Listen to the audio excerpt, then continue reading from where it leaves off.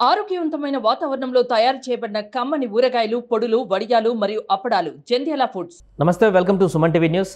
నేను మీ సాయి. ఆంధ్రప్రదేశ్లో ఉన్న 175 అసెంబ్లీ స్థానాలలో అన్నిటికంటే కీలకంగా, ఇంట్రెస్టింగ్గా, చాలా క్యూరియాసిటీగా కొనసాగుతున్నటువంటి నియోజకవర్గం పిఠాపురం. ఎందుకంటే జనసేన అధినేత పవన్ కళ్యాణ్ అక్కడ పోటీ చేస్తున్నారు కాబట్టి. సో ఈ నియోజకవర్గంలో పవన్ కళ్యాణ్ గెలుపుకు సంబంధించి జనసేన వాళ్ళ వ్యూహాలు వాళ్ళు వెళ్తుంటే, వైసీపీ కూడా పవన్ కళ్యాణ్ ఓడించడానికి కోసం వారు కూడా అనేక రకమైన వ్యూహాలతో ముందుకు వెళ్తున్నారు. కానీ పిఠాపురంలో ప్రజల యొక్క ఇంటెన్షన్, వారు ఎవరిని గెలిపించాలనేటువంటి ఒక అంశాన్ని ఆల్రెడీ డిసైడ్ అయ్యారా అనేటువంటి ఒక ప్రశ్న కూడా తలెత్తుతుంది. దీనికి సంబంధించి ఇరు పార్టీలు కూడా గెలుపు మాదే అనేటువంటి ధీమాను వ్యక్తం చేస్తున్న సందర్భంలో అక్కడ తాజా పరిస్థితి ఏంటి, దీనికి సంబంధించి మనం మాట్లాడదాం. మనతో పాటు Suman TV news chief editor Keshav గారు ఉన్నారు. సార్ నమస్తే. సో పిఠాపురంలో చాలా రోజుల నుంచి అటు వైసీపీ ముఖ్య నేతలందరూ ప్రచారంలో వ్యూహాలలో తలమునకలయ్యారు. ఇటు జనసేన నుంచి కూడా ఇప్పుడు మొత్తం స్టార్ క్యాంపెయినర్ యాక్టర్స్ అంతా కూడా పిఠాపురం నియోజకవర్గంలోనే రోజు ప్రచారంలో కొనసాగుతున్నారు.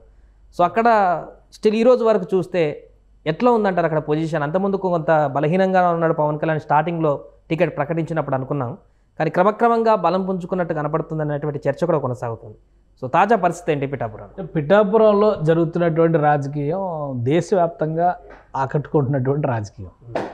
పవన్ కళ్యాణ్ అభ్యర్థి అనేటువంటి విషయం ఖరారైన వెంటనే అధికార పార్టీ ఒక పటిష్టమైనటువంటి వ్యూహరచన చేసింది. మండలానికి ఒక ఇన్ఛార్జ్ దగ్గర 7-8 మంది కీలకమైనటువంటి నాయకులు అక్కడ వైసీపీ అభ్యర్థి పర్యటనలు కావచ్చు, వైసీపీ తరపున అభ్యర్థిని గెలిపించేటువంటి ప్రయత్నాలన్నీ చేస్తుంది.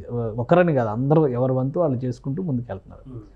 అదేవిధంగా పవన్ కళ్యాణ్ కూడా ఎవరు ఊహించని విధమైనటువంటి రీతిలో ప్రచారం చేస్తున్నారు ఈసారి. ఎందుకంటే ఆయన last time election canvassing system అంతా ఆయన చూస్తే కనుక ఆయన నియోజకవర్గంలో తక్కువ సమయం ఉన్నాడు, రాష్ట్ర వ్యాప్తంగా పర్యటనల్లో బిజీగా ఉన్నాడు. పైగా అప్పుడు కూటమి కట్టి ఆయన ఆ బాధ్యతలు కూడా ఆయన మీద వేసుకున్నారు. ఎందుకంటే లెఫ్ట్ పార్టీ వామపక్షాలకు సంబంధించి బీఎస్పీకి సంబంధించి మొత్తం అన్నీ ఆయన మీద వేసుకొని తిరగాల్సినటువంటి పరిస్థితి వచ్చింది. ఈసారి కూటమిలో ఉన్నప్పటికీ కూడా సొంత నియోజకవర్గం పైన స్పెషల్ ఫోకస్ పెట్టారు. ఆ క్రమంలోనే మొదటి నుంచి కూడా ఎక్కువ సమయం అక్కడ గడిపేటువంటి ప్రయత్నం. ముఖ్యంగా చెప్పాల్సింది ఏంటంటే నాగబాబు గారు, ఆయన భార్య పద్మజ గారు, అలానే వరుసగా వరుణ్ తేజ్ కానీ, ఇప్పుడు వైష్ణవ్ తేజ్ వెళ్ళాడు, బహుశా ఇవాళ రేపు అనుకుంటా సాయి ధరమ్ తేజ్ ఒక 2-3 రోజులు వరుస క్యాంపెయిన్ ఆయన కూడా ఒక 2-3 డేస్ ప్లాన్ చేశారు. వరుణ్ తేజ్ మళ్ళీ సెకండ్ ఫేజ్లో వస్తారని చెప్పని అంటున్నారు. ఇంకా మెగా ఫ్యామిలీ నుంచి ఇంకెవరెవరు వస్తారంటున్నారు. దానికి తోడు ఆసక్తి ఉన్నటువంటి ఇండస్ట్రీకి సంబంధించినటువంటి సెలబ్రిటీస్ చాలామంది, ఇప్పుడు హైపరాది ఆల్మోస్ట్ అక్కడే ఉన్నాడు, రోజు చేస్తున్నారు క్యాంపెయిన్. ఇంకా అంబట్రాయ్, చాలా మంది. అది చాలా విచిత్రంగా ఉంది. ఎందుకంటే జబర్దస్త్ అనగానే రోజా, నాగబాబు, ఈ ఆర్టిస్టులు అందరూ కాంబినేషన్ కనిపిస్తారు. రోజా వెనక ఎవరు వెళ్ళలేదు. వీళ్ళందరూ కూడా నాగబాబుని యాక్చువల్గా అవుట్ ఆఫ్ ది రేస్ అందులో తీసేశారు కదా. జబర్దస్త్లో ఆయన పక్కకు పంపించేస్తే ఆయన వేరే ఛానల్లో వేరే ప్రోగ్రామ్ ఏదో పెట్టుకొని కూడా ఆయన మధ్యలో కష్టపడి మళ్ళీ వదిలేశారు దాన్ని. అయినా కానీ నాగబాబు గారు వెంట వెళ్ళి అక్కడే ప్రచారం చేస్తున్నారు, కానీ రోజా గారు వెంట ఎవరు వెళ్ళట్లేదు. సో అదొకటి ఆసక్తికరమైంది. ఇది కాకుండా చాలామంది స్వచ్ఛందంగా పవన్ కళ్యాణ్ మీద అభిమానంతో ఆయన గెలిపించాలనేటువంటి ఆలోచనతో సినిమా, సీరియల్ సెలబ్రిటీస్ కావచ్చు, ఇంకా వేరే వేరే రంగాలకు సంబంధించిన వాళ్ళు కావచ్చు, ఎన్ఆర్ఐలు అయితే ఎవ్రీ డే ఒక టీం వెళ్ళి వస్తున్నట్టుగా తెలుస్తుంది మనకి. సో ఒక పటిష్టమైనటువంటి ప్లానింగ్ ప్రకారమే పిఠాపురంలో అయితే అడుగు ముందుకు పడుతుంది. ఇప్పుడు నడుస్తున్నటువంటి అంచనాలు, ఈక్వేషన్స్ చూస్తే ఎవరికి ఎడ్జ్ వస్తుంది అనేది కూడా చాలా ఆసక్తికరంగా మారింది. ఇంకోటి ఏంటంటే పిఠాపురం ఓటరు నాడి బట్టి చూస్తే ఇప్పటి వరకు పిఠాపురంలో కంటిన్యూగా గెలిచినటువంటి నాయకులు లేరు. గత 30-40 ఏళ్ల చరిత్రను 30-35 ఏళ్ల చరిత్రను మనం తీసుకుని చూస్తే, ఎందుకంటే తెలుగుదేశం పార్టీ ఆవిర్భవించిన కొత్తలో 83లో జరిగిన ఎన్నికలు, తర్వాత 85లో ఇమ్మీడియట్గా మళ్ళీ ఎన్టీ రామారావు గారు క్యాబినెట్ మొత్తాన్ని రద్దు చేసి ఎలక్షన్స్కి వెళ్ళారు. అప్పుడు ఆ సందర్భంలో మాత్రమే 2 సార్లు ఒకే క్యాండిడేట్ పిఠాపురంలో గెలిచారు. ప్రతి సందర్భంలో ఒకసారి గెలిచిన క్యాండిడేట్ మళ్ళీ గెలవాల, ఒకసారి గెలిచిన పార్టీ అసలు గెలవాల. సో ఈ ఈక్వేషన్ బట్టి చూస్తే వైఎస్ఆర్సీపీ లాస్ట్ టైం గెలిచినటువంటి పార్టీ కాబట్టి ఈసారి గెలుస్తుందా లేదా అనేది ఒక సందేహం. కానీ అభ్యర్థులు మాత్రం 2 పార్టీలకు వేరున్నారు, గెలిచిన వాళ్ళు లేరు. అభ్యర్థులు ఒకే అభ్యర్థి 2 సార్లు గెలిచినటువంటి చరిత్ర బహుశా 1985 తర్వాత మళ్ళీ ఎంతవరకు రిపీట్ కాల. అంటే 89 ఎన్నికల దగ్గర నుంచి చూస్తే కనుక ప్రతి ఎన్నికలోనూ కొత్త అభ్యర్థి పిఠాపురంలో గెలుపొందారు. సిట్టింగ్ ఎమ్మెల్యే అసలు గెలిచినటువంటి చరిత్ర లేదు. బహుశా అందుకనే జగన్మోహన్ రెడ్డి గారు ఇవన్నీ రివ్యూ చేసి పెండం దొరబాబును పక్కన పెట్టారేమో, ఎందుకంటే ఆయన లాస్ట్ టైం గెలిచారు కాబట్టి ఈసారి ఆయన గెలిచేటువంటి అవకాశం. కానీ అభ్యర్థి వేరే పార్టీలోకి వెళ్ళినా కానీ గెలిచిన సందర్భం ఉంది, కానీ అదే పార్టీలో ఉన్న అభ్యర్థి మాత్రం అసలు గెలవాలి అప్పటి నుంచి ఎప్పటివరకు. పిఠాపురం ట్రాక్ రికార్డ్ అది. సో ఆ లెక్కను చూస్తే మళ్ళీ ఇంకోటి ఇండిపెండెంట్లు గెలిచారు కానీ పార్టీలను మాత్రం ఆదరించారు. అంటే పిఠాపురం ఓటర్ నాటి చాలా డిఫరెంట్గా ఉంది. 2014 2014 ఎన్నికే చాలా కీలకమైనటువంటి ఎన్నిక. ఇదే కూటమిగా కాంబినేషన్లో బీజేపీ, టీడీపీ, జనసేన పోటీ చేయలేదు కానీ మద్దతు ఇచ్చింది.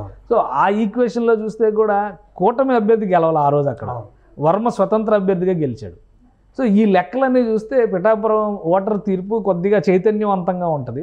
డిఫరెంట్ అంటే భిన్నత్వాన్ని ఆశించే విధంగా కనిపిస్తుంది అనేటువంటి సంకేతాలు అయితే ఉన్నాయి. సో చూడాలి పవన్ కళ్యాణ్ ఆయన వ్యూహం ఫలిస్తుందా. ఇటు సామాజిక వర్గాల దగ్గర నుంచి కూడా ప్రతి అంశంలోనూ వైసీపీ చాలా జాగ్రత్తగా అన్ని అంశాల మీద కూడా ఆచితూచి అడుగులు వేస్తున్నటువంటి పరిస్థితి కనిపిస్తుంది. వంగా గీత ఇంకోటి ఏంటంటే ఒకరి మీద ఒకరు ట్రోలింగ్స్ విపరీతంగా జరుగుతున్నాయి. వంగా గీత అసలు పార్టీ మారిపోతున్నారు, క్యాంపెయిన్ చేయట్లేదు, వదిలేసారు, వెళ్ళిపోతున్నారు. పవన్ కళ్యాణ్ గారు అసలు ఇక్కడ ఆచూకీ లేరు, ఆయన కనపట్లేదు, వీళ్ళు ట్రోలింగ్ చేస్తారు, వాళ్ళు ట్రోలింగ్ చేస్తారు. ఇవన్నీ కూడా సోషల్ మీడియా ఎంటర్టైన్మెంట్, అవి సీరియస్గా పట్టించుకోవాల్సినటువంటి అవసరం లేదు. కానీ గ్రౌండ్ రిపోర్ట్ క్షేత్రస్థాయిలో ఎలా ఉంది అంటే కనుక అది పక్కాగా ఒక డిఫరెంట్ అభిప్రాయం వచ్చేదానికైతే సంకేతాలు చాలా స్పష్టంగా కనిపిస్తున్నాయి. పవన్ కళ్యాణ్ అలానే ఆయన తరపున ప్రచారం చేస్తున్నటువంటి వాళ్ళు వీధిని తలుపు తట్టేటువంటి. ఇంకో విషయం ఏంటంటే ఇందులో పవన్ కళ్యాణ్ కనీసం పార్టీ నుంచి అధికారికంగా మీరు ఇది చెయ్యండి అని చెప్పకపోయినా కానీ చాలామంది వెళ్ళి పవన్ కళ్యాణ్ కోసం ప్రచారం చేస్తున్నారు. అలాంటి కేసులు కొన్ని బయటకు వచ్చినాయి, అంటే మీడియాలో కూడా రిపోర్ట్ అవుతున్నాయి. వాళ్ళకు ఉన్నటువంటి ఆసక్తి మేరకు కొన్ని సోషల్ మీడియా ఇన్ఫ్లుయెన్సర్లు కూడా చాలా మంది ఇన్స్టాగ్రామ్లో కానీ యూట్యూబ్లో కానీ ఇన్ఫ్లుయెన్స్ ఉన్నటువంటి వ్యక్తులు కూడా స్వతహానికి హైదరాబాద్లో ఉన్న వాళ్ళు కూడా సపోర్ట్ చేస్తూ మాట్లాడుతున్నారు పిఠాపురంలో పవన్ కళ్యాణ్ మద్దతుగా. అవును, కానీ అక్కడ ఓటు వేసే వాళ్ళు కీలకం కదా. ఓటు వేసే వాళ్ళల్లో కూడా చాలా మంది స్థానికంగా ఉన్నవాళ్ళు, ఊరికి దూరంగా వెళ్ళిన వాళ్ళు, పవన్ కళ్యాణ్ మన ఊర్లో పోటీ చేస్తున్న వెళ్ళి ప్రచారం చేస్తున్న వాళ్ళు కూడా ఉన్నారు. సో ఇవన్నీ చూసినప్పుడు ఒక డిఫరెంట్ ఒపీనియన్, అక్కడ ప్రజాభిప్రాయం ఖచ్చితంగా చైతన్యవంతంగా ఉంటుంది. కాబట్టి ఎన్ని ప్రలోభాలు పెట్టినా అందరూ చెప్తున్నారు ఎవరు డబ్బులు ఇచ్చినా తీసుకోండి, అన్ని తీసుకొని తర్వాత ఓటు మాత్రం చిత్తశుద్ధితో ఆలోచించి వేయండి అంటున్నారు. కాబట్టి ఆ చిత్తశుద్ధితో ఆలోచించేటువంటి ఓటర్ ఎవరి వైపు నిలబడతారనేది ఇప్పుడు ఆసక్తికరంగా ఉన్నట్టు. జనసేన కంటే కూడా వైసీపీ పార్టీ వాళ్ళే సంఘాల మీటింగ్లు పెడుతున్నారు, వార్డుల మీటింగ్లు పెడుతున్నారు, కుల మీటింగ్లు పెడుతున్నారు. ప్రతి మీటింగ్ పెట్టి వాళ్ళు రోజు గ్యాదరేజ్ చేయగలుగుతున్నారు. ఫేస్ టు ఫేస్ ఒక లీడర్ని ఓటర్తో కాంటాక్ట్ కాగలుగుతున్నారు. అంత డెప్త్గా వెళ్తున్నటువంటి పరిస్థితుల్లో ఇక్కడ పవన్ కళ్యాణ్ మరీ అందరినీ రీచ్ కాలేనటువంటి పరిస్థితి. నాగబాబు కూడా ప్రతి ఓటర్ని ఫేస్ టు ఫేస్ వెళ్ళేటువంటి పరిస్థితి లేదు. సో ఈ ఇంపాక్ట్ ఉంటుందంటారా వైసీపీకి కొంచెం? అందుకనే టఫ్ ఫైట్ అయింది. లేదంటే వన్ సైడ్ స్వీప్ అయ్యే అవకాశం కూడా ఉండొచ్చు. ఎందుకంటే ఒక జనాకర్షణ కలిగినటువంటి నటుడు, 10 ఏళ్ళుగా రాజకీయం గురించి మాట్లాడుతున్నటువంటి వ్యక్తి, అలానే ప్రజా సమస్యల కోసమే పోరాటాలు చేస్తానని చెప్పి నిలబడుతున్నటువంటి వ్యక్తి అయినప్పుడు ఇప్పుడు టఫ్ కాంపిటీషన్ అనేటువంటి ఆలోచన ఎందుకు వస్తుంది అంటే రెండు వైపుల నుంచి లెక్కలు వేసి చూసేటువంటి క్రమంలో ఏంటంటే వైసీపీ క్షేత్రస్థాయి వరకు నిర్మాణం ఉన్నటువంటి పార్టీ, గత 5 సంవత్సరాలు అధికారంలో ఉన్నటువంటి పార్టీ, ఒక ప్రణాళిక ప్రకారం 175కు 175 గెలవాలి అనేటువంటి వ్యూహంతో ముందుకెళ్ళినటువంటి పార్టీ. అలాంటి ఆలోచన ఉంది కాబట్టే వంగా గీత నిన్నటి వరకు కూడా, ఇప్పుడు ప్రస్తుతం కూడా ఇంకా తాజా మాజీ కింద మనం చూడాల్సి ఉంటుంది. ఎందుకంటే ఇంకా సభ రద్దు కాలేదు కాబట్టి, ఇప్పుడు ఎన్నికలకు వెళ్ళారు కాబట్టి, ఈ ఎన్నికల్లో ఉన్న సందర్భంలో మాజీ కాబోతున్నటువంటి ఎంపీ కాకినాడ పార్లమెంట్ మొత్తానికి ఆమె ఎంపీగా గత 5 ఏళ్ళు రిప్రజెంట్ చేశారు. కాబట్టి సామాన్యమైనటువంటి అభ్యర్థి అనుకోవడానికి అవకాశం లేదు. పైగా సామాజిక వర్గ పరంగా కూడా ఒకటే సామాజిక వర్గానికి సంబంధించి ఏ సామాజిక వర్గ జనాభా అక్కడ ఎక్కువ ఉందో ఆ సామాజిక వర్గం నుంచి ఇద్దరు తలపడుతున్నారు. ఇంకోవైపు నుంచి చూస్తే 2009లో ముద్రగడ పద్మనాభం లాంటి సామాజిక వర్గ పితామహుడు అన్నట్టుగా చలామణి అయినటువంటి నాయకుడిని చావు దెబ్బ కొట్టినటువంటి నాయకురాలు కూడా వంగా గీత. ఎందుకంటే ప్రజారాజ్యం పార్టీ నుంచి ఆమె గెలిస్తే వర్మ 2nd పొజిషన్లో ఉంటే ముద్రగడ 3వ పొజిషన్లో ఉన్నారు ఆ రోజు. సో అంటే ఇన్ని రకాల ప్లస్ పాయింట్స్ ఉన్నాయి కాబట్టి అప్పుడున్న లెక్కల ప్రకారం అభ్యర్థిని మారుస్తారు. ముద్రగడ పద్మనాభం పార్టీలో చేరితే పవన్ కళ్యాణ్ మీద ఆయన్నే బరిలో దింపుతారు, లేదా ఆయన కొడుకుని బరిలో దింపుతారు, ఇలాంటి చర్చ నడిచింది. ఇవన్నీ కాదని ఒక మహిళ ఆవిడతోనే కరెక్ట్ అని చెప్పనేటువంటి కన్క్లూజన్కి జగన్మోహన్ రెడ్డి వచ్చారు. కాబట్టి అక్కడ బలమైనటువంటి ప్రత్యర్థిగానే మనం చూడాలి. కాకపోతే ఏంటంటే సింపథెటిక్గా మాట్లాడుతున్న వాళ్ళందరూ చేస్తున్నటువంటి వ్యాఖ్యానం, వంగా గీత కూడా రాజకీయంగా బాగా ఎదిగింది ప్రజారాజ్యంలో ఎమ్మెల్యేగా గెలిచిన తర్వాతనే, అంతకుముందర తెలుగుదేశం పార్టీలో కూడా పనిచేశారు. అక్కడికి వచ్చింది. అక్కడి నుంచి ఆమె రాజకీయ ప్రస్థానం అనేది ఊపందుకుంది. కాబట్టి మెగాస్టార్ ఫ్యామిలీకి, మెగా ఫ్యామిలీకి కొంత ఆ లాయల్టీ ఉంది. తలపడేటువంటి విషయంలో కొంత తటపటాయింపు ఉంది, వెనకడుగు వేస్తున్నారు. ఇలాంటి చర్చలన్నీ కూడా సోషల్ మీడియా వేదికగా జరుగుతుంది. దాన్ని అంతే స్థాయిలో వైసీపీ నాయకులు, వైసీపీకి సంబంధించినటువంటి వాళ్ళు కూడా ఖండిస్తున్నారు. అందుకనే టఫ్ ఫైట్ కనిపిస్తుంది. లేదంటే కనుక పవన్ కళ్యాణ్ని ఢీ కొట్టేటువంటి క్రమంలో ఇప్పుడున్న పరిస్థితులు, ఎందుకంటే 2019 లెక్క వేరు. 2019లో ముక్కోణ పోటీ జరిగింది. చాలా చోట్ల దాదాపు 34 నుంచి 40 నియోజకవర్గాల్లో కేవలం జనసేన అభ్యర్థుల చీలిక వలన ఎమ్మెల్యే క్యాండిడేట్లు పోగొట్టుకునేటువంటి పరిస్థితి తెలుగుదేశంకి వచ్చింది. కలిసి ఉంటే అక్కడ ఆ కూటమికి వచ్చి ఉండేటువంటి సీట్లు అయి ఉండేవి. అలానే 7 ఎంపీ సీట్లు కేవలం జనసేన పార్టీ అభ్యర్థుల వలన ఓడిపోయింది లోక్సభ సీట్ల విషయంలో. సో ఈ లెక్కలన్నీ చూసుకునే వాళ్ళకి అర్థమయ్యేది ఏంటంటే అక్కడ ఇప్పుడు కూటమిగా వస్తున్నారు కాబట్టి లెక్కలన్నీ కూడా మారుతున్నాయి అనేటువంటి గవర్నమెంట్ వ్యతిరేక ఓటు బ్యాంక్ కూడా ఎలా ఉంటుంది కాబట్టి అవన్నీ కలిసి వస్తాయి కూటమి. అవును, గవర్నమెంట్ ప్రభుత్వ వ్యతిరేక ఓటు అనేది ఒక లెక్క, కానీ దాన్ని కన్సాలిడేట్ చేసుకోవడం అనేది విపక్షానికి ఉండేటువంటి ప్రధానమైన బాధ్యత. ఇప్పుడు చాలా సమస్యలు ఉన్నాయి.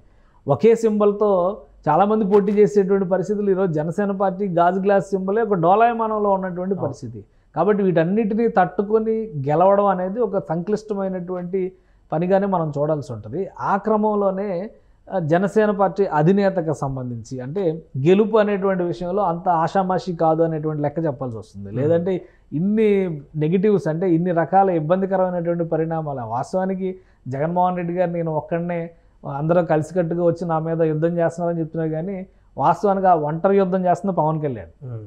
ఇక్కడ సొంత పార్టీకి సంబంధించినటువంటి నాయకులు, కార్యకర్తలకి కూడా ఇష్టం లేకపోయినా కానీ తెలుగుదేశంతో ఆయన కలపడం, అసలు ఆంధ్రప్రదేశ్ ప్రజలు ఎవరో కూడా ఆమోదించినటువంటి భారతీయ జనతా పార్టీని కూటమిలోకి తీసుకురావడం, అలానే ఆయన అత్యంత తక్కువ సీట్లకి పరిమితం చేసుకుని ఎట్టి పరిస్థితుల్లో వైసీపీని ఓడించాలనేటువంటి సంకల్పంతో ముందుకు వెళ్ళడం, వీటిలో మళ్ళీ సామాజిక వర్గ పరమైనటువంటి సమీకరణలు తీసుకురావడం, ఇవన్నీ చివరికి ఆయన సొంత గుర్తు పైన, ఆయన పార్టీ పైన, ఆయన పేరుతో పోలినటువంటి అభ్యర్థులు కూడా బరిలో తెచ్చడానికి రంగం ఇది చేశారు కదా.